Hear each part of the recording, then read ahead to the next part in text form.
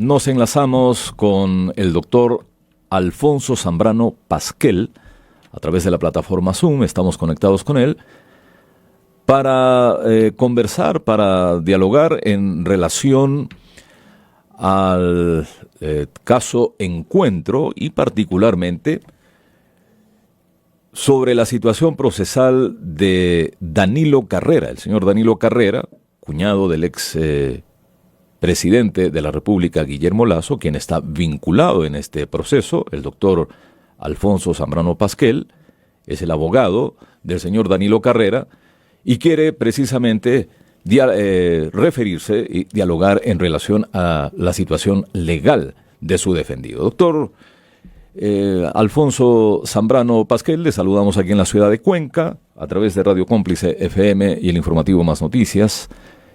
Es importante conocer cuál es su pronunciamiento, cuál es su posición y qué es lo que usted considera importante conozca la ciudadanía en relación a la situación de su defendido. Buenos días, bienvenido. Muchísimas gracias por la posibilidad de conversar sobre la situación de don Danilo Carrera Duret, a quien yo represento. El título del caso ya evidencia de qué se trata. El caso Encuentro. El gobierno del presidente Guillermo Lasso Mendoza se caracterizaba o se titulaba como el gobierno del encuentro. Y así lo calificó la Fiscalía General del Estado. Este es un proceso de criminalización que por su mismo nombre obedece a un proceso de criminalización política. Era una manera de demostrar desafecto hacia el gobierno del presidente Guillermo Lasso, a quien yo no estoy defendiendo. Pero de esa primera aproximación surge ya una segunda en contra de don Danilo Carrera.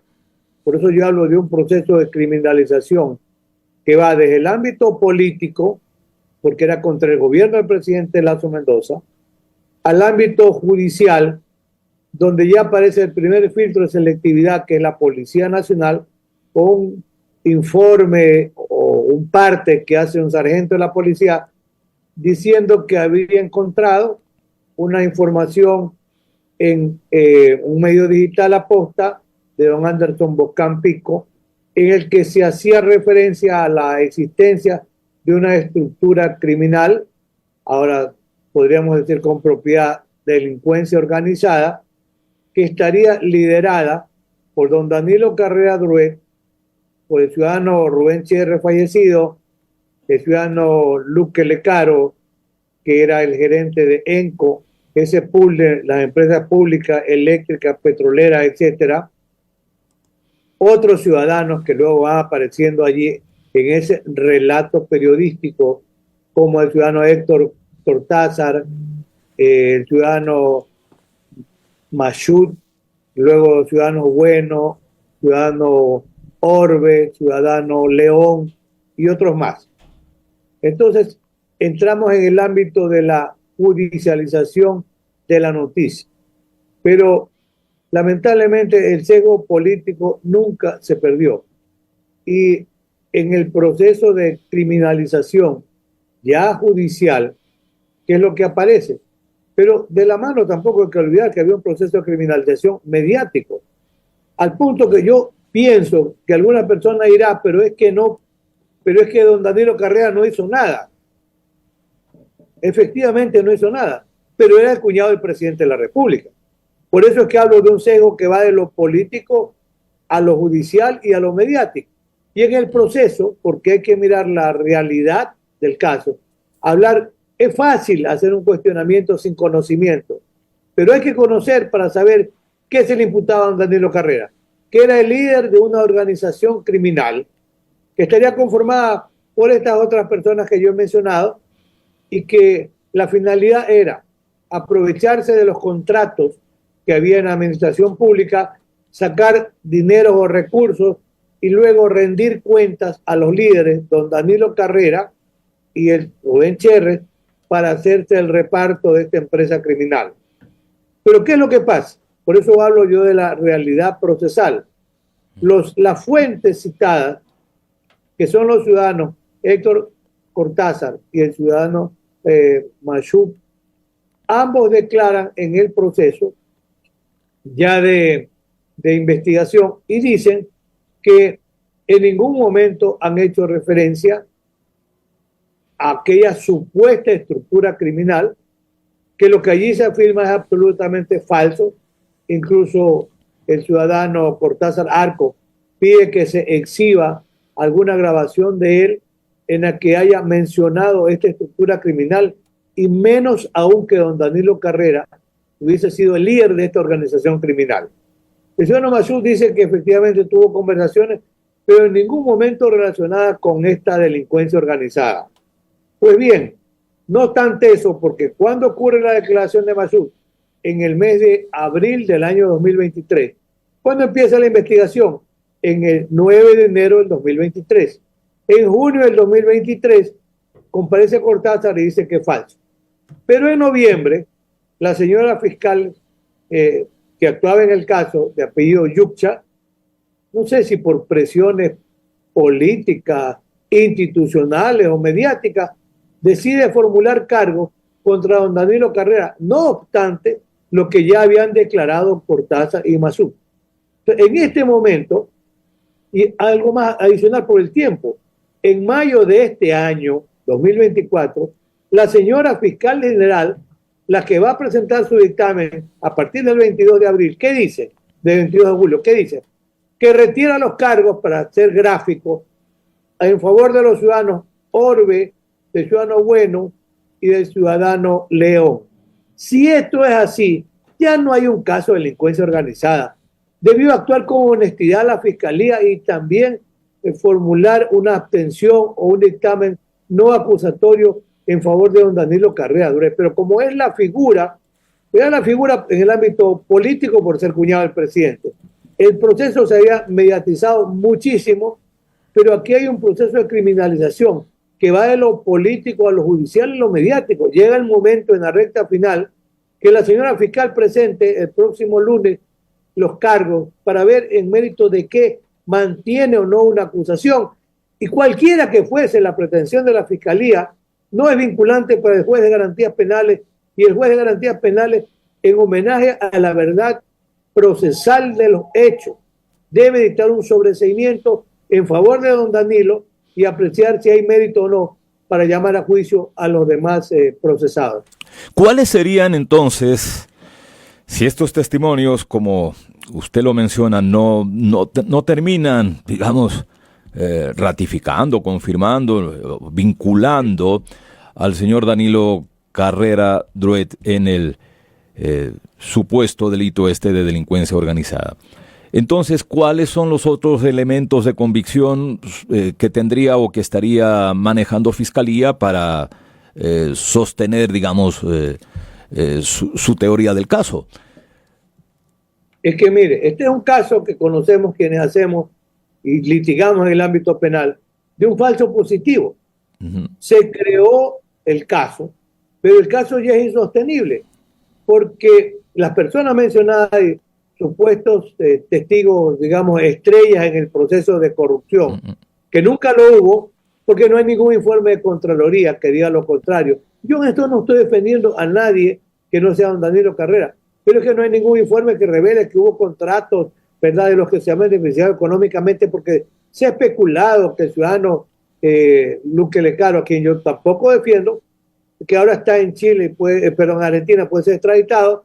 Él habla en una conversación que mantiene, no con don Danilo, por supuesto, sino con Cherre, que está muerto.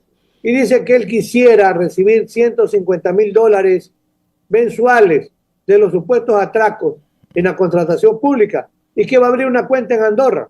Pues bien, no existen esos contratos en los que hayas obtenido recursos por ese volumen ni por ningún otro, el ciudadano Luque Lecaro, ni existe la cuenta en Andorra. Por eso dije, es un caso que se le cae a la fiscalía, es un falso positivo, y la fiscalía debiera actuar, que es lo que demandamos, con objetividad. ¿Qué significa? Buscar elementos de cargo y de descargo. Esa es la posición honesta de un buen fiscal. A propósito de Hernán Luque Lecaro, ¿no considera usted que es, digamos, relevante la presencia de él aquí en el país, precisamente para aclarar muchas situaciones en torno a este caso, ha demorado demasiado. Se ha dicho que de manera inexplicable no se ha logrado hasta ahora su extradición. A ver, para admitir la realidad de los hechos, el ciudadano Luque Lecaro trabajó en el Banco de Guayaquil alrededor de 10 años.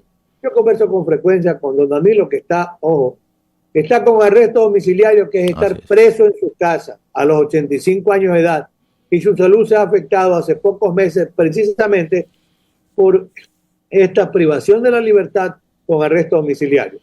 El ciudadano Luque Lecaro trabajó para el Banco de Guayaquil hace muchos años, creo que unos 10 años más o menos, luego va a trabajar a otras instituciones bancarias, pero no era una persona de gran confianza de don Danilo, ni su amigo, ni hacían vida social, no. Sí seguramente lo conoció porque trabajó en el banco, pero nada más.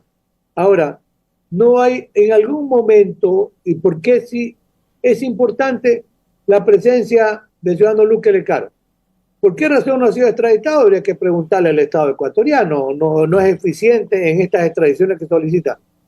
Si era importante que llegue, sí, pero hoy el proceso está concluido, estamos en etapa intermedia. Si el ciudadano Luque Lecaro es llamado a juicio, porque la Fiscalía mantenga el dictamen acusatorio, y vamos a ver con qué elementos, porque tiene que individualizar a cada uno de los que pretende acusar en mérito de qué elementos de convicción. Si que encuentra que hay méritos en contra del ciudadano Luque Lecaro y él es extraditado, él tendrá que ir a una audiencia de juicio para ser juzgado por un tribunal de garantías penales. Pero este momento ya no es relevante porque ya concluyó la investigación. Entonces, habría que esperar a que, si lo llaman a juicio y es extraditado, entonces tendría que defenderse en una audiencia de juicio. Esperemos que a don Danilo sea sobreseído, porque ese es el homenaje justo a la verdad procesal. No tiene un caso la Fiscalía, mira, no hay nadie infalible. No es infalible la Fiscalía, no es vinculante el dictamen. Y esperemos que honre el ejercicio de su cargo y reconozca que no encontró elementos contra don Danilo Carrera Duret. Y nada más. En su momento, en todo caso, Fiscalía negó la revisión de las medidas en contra de su defendido precisamente y le ratificó esto del arresto domiciliario al cual usted ha mencionado. Así es. Y mire, cuando don Danilo viajaba al exterior por su actividad muy vinculada al deporte ecuatoriano, el deporte ecuatoriano le debe muchísimo a don Danilo por su entrega, y él viajó en algún momento y le daba aviso a la Fiscalía que iba a viajar y regresaba y se presentaba. Y en algún momento en el aeropuerto lo retiene la policía con un argumento, no sé, torpe, malintencionado o por lo menos equivocado, que lo querían para la ampliación de un testimonio. Y lo retienen y aquí viene la persecución mediática. Le toman fotos, Danilo Carrera huyendo del país. Mentira, iba a un compromiso internacional.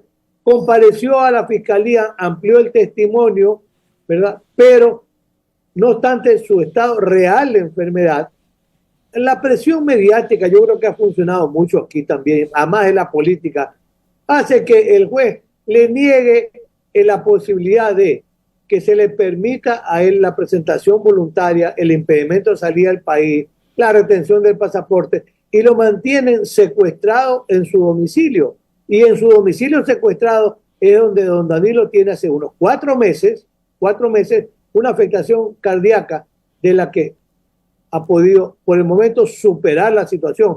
Pero él está con asistencia médica. Jamás tuvo la intención de fugar. Es que no tiene sentido.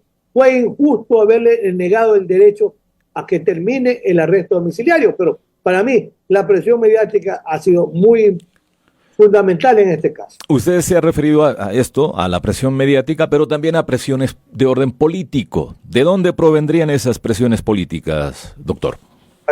Lo he dicho en algún momento y lo vuelvo a repetir. Acordémonos, porque la historia no miente. Al inicio del gobierno del presidente Guillermo Lasso Mendoza, él no solo que hace un acuerdo de gobernabilidad, lo firma y lo suscribe. ¿Con quiénes? Con el Partido Social Cristiano y con el Partido Revolución Ciudadana. Una vez que estaba suscrito este acuerdo de gobernabilidad y el presidente Guillermo Lasso asume el cargo, rompe este acuerdo de gobernabilidad. Y recordamos, como consecuencia de esto, la señora Guadalupe Llori es nombrada presidenta de la Asamblea Nacional. Y en verdad, para mí, empezó una escalada de oposición política en contra del gobierno del presidente Guillermo Lasso. ¿Por qué? Por no haber respetado este pacto de gobernabilidad.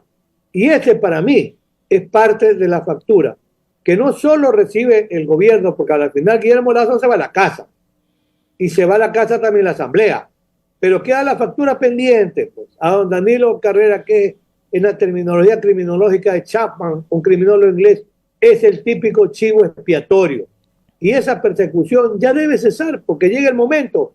Por eso, ese es el antecedente, incuestionable. Bien. ¿Para cuándo está prevista la audiencia en la cual se va a dilucidar el tema y seguramente la situación procesal de su defendido? A partir del próximo lunes, que es 22 de julio. El señor juez de esta unidad anticorrupción, etcétera, una unidad especial, ha señalado virtualmente toda la semana, porque primero hay que escuchar a la fiscalía para saber el mérito de qué elemento va a mantener o no la acusación.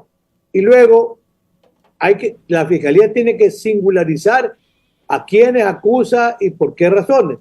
Luego, los abogados de las diferentes defensas tendremos el legítimo derecho a oponernos a la pretensión de la fiscalía si fuese acusatoria.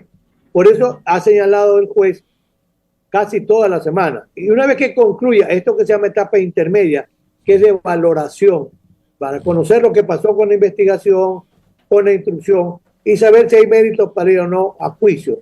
Entonces, una vez que concluya, asumo que el juez se tomará, puede ser una semana o 2 semanas. No obstante, todo este tiempo, el juez seguramente está estudiando el proceso, pero es un proceso de más de 50,000 páginas, donde probablemente la mayoría sirvan y el resto no.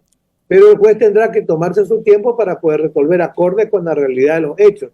Y el juez tendrá que, probablemente nos convoque después de la semana próxima, ya será en agosto, probablemente primera o segunda semana, y dictará el auto resolutorio que corresponde. Sobreseyendo a quienes crea el que debe sobreseer y llamando a juicio a quienes consideren que sí hay méritos para hacerlo. Esa es la conclusión del proceso en esta etapa. Y desde luego usted va a insistir e insistirá en el sobreseimiento del señor Danilo Carrera por falta de pruebas, entiendo, o de elementos de convicción necesarios. Exacto, usted lo dijo con mucha propiedad.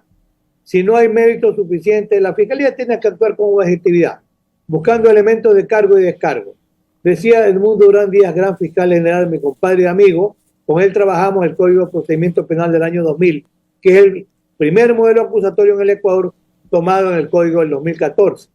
El fiscal tiene que actuar con objetividad y, como bien decía Edmundo Durán, lo que no está aprobado en el proceso no existe. Por eso nosotros, ¿qué impetramos? Coherencia en el actuar de la Fiscalía General del Estado para que demuestre que realmente ha actuado con objetividad. Nadie es infalible y puede ser inducido a un falso positivo, como ha ocurrido en este caso. Coherente con esa pretensión nuestra, ¿qué esperamos?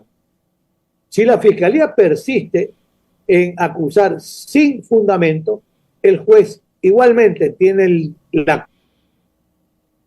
que nace de la ley de sobreseer, que es declarar que no hay mérito para continuar con el proceso en el caso de don Danilo Carrera. Ese es el punto. Bien, estaremos a la expectativa y atentos a esa audiencia preparatoria de juicio, como usted lo ha mencionado. Entiendo que es esa la audiencia que está fijada y en la cual, desde luego, se va a dilucidar, a definir la situación precisamente de los procesados y entre ellos el señor Danilo Carrera Druet.